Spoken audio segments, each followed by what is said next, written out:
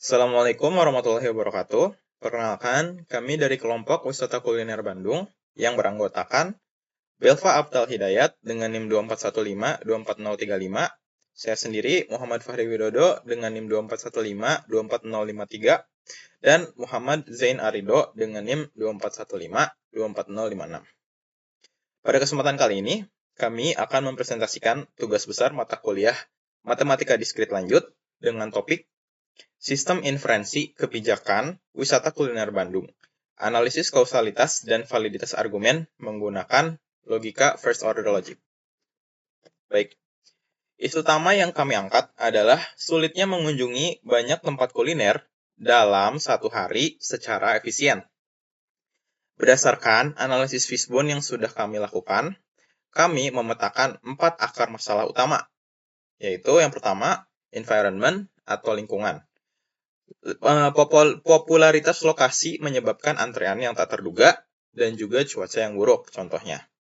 Kemudian yang kedua ada transport atau transportasi, contohnya ada kemacetan di titik vital seperti Dago atau Braga, dan juga parkir yang sulit. Kemudian yang ketiga ada anggaran yang tidak sesuai dengan planning, realisasinya tidak sesuai dengan planning. Kemudian ada rute yang tidak valid. Yang keempat atau yang terakhir ada people. Kelelahan fisik akibat antrean misalnya atau kurangnya pengetahuan area yang menyebabkan kelamaan untuk transportasinya. Oke, selanjutnya untuk mengatasi masalah ini, kami menggunakan first order logic dan membangun knowledge base berbasis logika first order logic untuk memvalidasi apakah sebuah rencana perjalanan itu masuk akal atau beresiko. Ya, menggunakan FOL. Misalnya, masalah wisatawan sering terjebak logical fallacy, merasa rencana valid hanya karena budgetnya cukup atau jaraknya dekat, tanpa memperhitungkan sebab akibat kondisi di lapangan. Contohnya kayak kemacetan atau bahkan parkir yang kecil atau tidak cukup. Kemudian, solusi dari kita atau logika first order logicnya, kami membangun sistem yang tidak sekedar menghitung jarak atau graf, tapi memvalidasi kebenaran argumen. Tujuannya untuk membuktikan apakah sebuah rencana valid atau tidak. Dari permasalahan tersebut, lahirlah daftar-daftar predikat ini. Contohnya ada wisatawan puas, wisatawan kelelahan atau kecapean, terus ada lokasi populer, antrean panjang, dan juga ada daftar rules yang sudah kami buat. Ada sekitar 15 rules kalau tidak salah. Baik, mungkin selanjutnya akan langsung didemonstrasikan oleh Muhammad Zain Arido. Assalamualaikum warahmatullahi wabarakatuh. Perkenalkan, nama saya Muhammad Zain Arido dengan NIM 2415240056. Di sini saya akan menjelaskan demonstrasi dari program FOL yang terintegrasi dengan Streamlit. Di mana di bagian kiri di sini sudah terbuka file prolog_kb.pl-nya, di mana kita mendefinisikan fakta dan rules-nya. Bisa dilihat bahwa fakta telah didefinisikan, yaitu area Dago itu merupakan lokasi populer dan wisatawan A itu mengunjungi area Dago. Nah, wisatawan A ini apa sih? Termasuk di sini telah didefinisikan di fakta konstanta bahwa wisatawan A adalah termasuk ke predikat wisatawan dan wisatawan B juga termasuk ke predikat wisatawan. Lalu area Dago, area Ciamplas dan area Braga termasuk predikat area. Lalu di sini juga ada beberapa fakta tambahan atau fakta yang membantu untuk rules kami di bawahnya, yaitu kondisi lalin, memiliki fasilitas, status parkir, jarak, mengunjungi, dan juga lokasi populer. Lalu di sini juga terdapat lebih dari 8 rules, dan yang paling penting adalah rantai inferensi atau hypothetical syllogism di 3 rule pertama ini, di mana 3 rule pertama ini saling berhubungan dan juga bisa mengecek apakah seorang wisatawan mengalami pengalaman buruk. Bisa dicek dari fisiknya lelah, tetapi ketika tidak ada fakta mengenai fisik lelah dari sebuah wisatawan, ia akan mengecek ke rule yang nomor 2, di mana apakah wisatawan tersebut mengunjungi area yang termasuk lokasi populer atau tidak. Oke, lanjut ke aplikasi Streamlit yang telah terbuka di bagian kanan. Di sini Bisa dilihat hypothetical syllogism berada di inferensi keempat, yaitu dampak pengalaman atau rantai penuh. Nah, uji rantai inferensi 3 langkah atau hypothetical syllogism itu bertujuan untuk mengecek siapa yang akhirnya mendapatkan pengalaman buruk. Jika kita menguji inferensi keempat, hasil inferensinya adalah valid bahwa wisatawan A dan wisatawan B merupakan X atau yang mengalami pengalaman buruk di sini. Nah, X dengan wisatawan A dan wisatawan B itu telah berhasil melakukan binding variabel.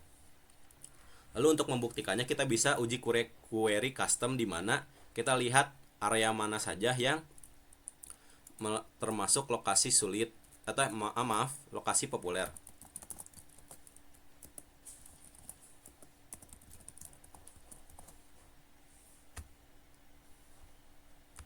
Lalu jalankan query custom, lalu bisa dilihat bahwa lokasi populer itu adalah area Dago dan area Braga. Kembali ke bagian kiri untuk membuktikan bahwa lokasi populer adalah lokasi area Braga dan juga area Dago, di mana jika kita ingin tahu wisatawan A adalah yang mengunjungi area Dago dan juga wisatawan B adalah yang mengunjungi area Braga, di mana itu yang membuat wisatawan B dan wisatawan A termasuk wisatawan yang mengalami pengalaman buruk karena ia mengunjungi lokasi populer atau mengunjungi tempat atau area yang memiliki antrean panjang, di mana antrean panjang ini didefinisikan sebagai area yang memiliki lokasi populer. Baik, mungkin sekian dari demonstrasi aplikasi kami. Baik, dari hasil pengujian kami menemukan bahwa sistem ini sangat efektif menyanggah logically fallacy wisatawan gitu. Seperti yang dilihat pada contoh berikut ini, banyak wisatawan berpikir bahwa asal lokasinya populer, liburannya pasti seru gitu dan memuaskan. Padahal knowledge base kami membuktikan itu salah, di mana pengalaman buruk tetap terjadi karena faktor fisik olah yang diakibatkan antrian panjang seperti itu. Lalu kami juga mengakui keterbatasan model FOL ini, di mana sifatnya yang biner atau hanya true false membuat kami sulit memodelkan nuansa agak macet atau sedikit lelah. Selain itu, model ini juga bersifat atemporal, yang artinya belum bisa membedakan kondisi macet di pagi hari dan juga di sore hari secara dinamis. Lalu selanjutnya, sebagai penutup, berdasarkan hasil inferensi yang telah didemonstrasikan, kami merumuskan kesimpulan utama, yaitu pertama, model FOL berhasil membuktikan bahwa fenomena kuliner viral memiliki implikasi logis negatif yang sering diabaikan. Lalu, validitas argumen membuktikan bahwa popularitas dari suatu lokasi adalah penyebab langsung dari kelelahan fisik dan pengalaman yang buruk, yang mana mematahkan asumsi bahwa tempat viral selalu menyenangkan. Lalu kami juga merumuskan 3 rekomendasi kebijakan konkret. Yang pertama, ada kebijakan transportasi dan parkir. Dasar logikanya adalah rule lokasi sulit yang mendeteksi macet plus parkir sulit, seperti itu. Lalu rekomendasinya ialah jika sistem mendeteksi lokasi sulit bernilai true, seperti di Dago misalnya, wisatawan wajib menggunakan transportasi umum atau online. Ini satu-satunya cara memutus rantai stres tambahan akibat mencari parkir. Lalu yang kedua, ada kebijakan klasterisasi rute. Dasar logikanya adalah rule terisolasi dengan parameter jarak lebih dari 7 km. Rekomendasinya ialah hindari memasukkan lokasi yang terbukti terisolasi ke dalam itinerary satu hari yang padat. Kunjungan harus dikelompokkan berdasarkan kedekatan jarak untuk mencegah terpicunya rule rute terburuk. Lalu yang terakhir ada manajemen ekspektasi wisatawan. Dasar logikanya adalah rantai inferensi fisik yang lelah akibat antrian panjang. Rekomendasinya, Dinas Pariwisata perlu memberikan label peringatan risiko antrian tinggi pada lokasi viral. Wisatawan yang memilih lokasi populer harus dipersiapkan secara fisik dan mental, bukan hanya termakan promosi visual. Sekian presentasi dari kelompok kami. Mohon maaf apabila banyak kekurangan dan kesalahan kata. Wabillahi taufiq wal hidayah. Wassalamualaikum warahmatullahi wabarakatuh.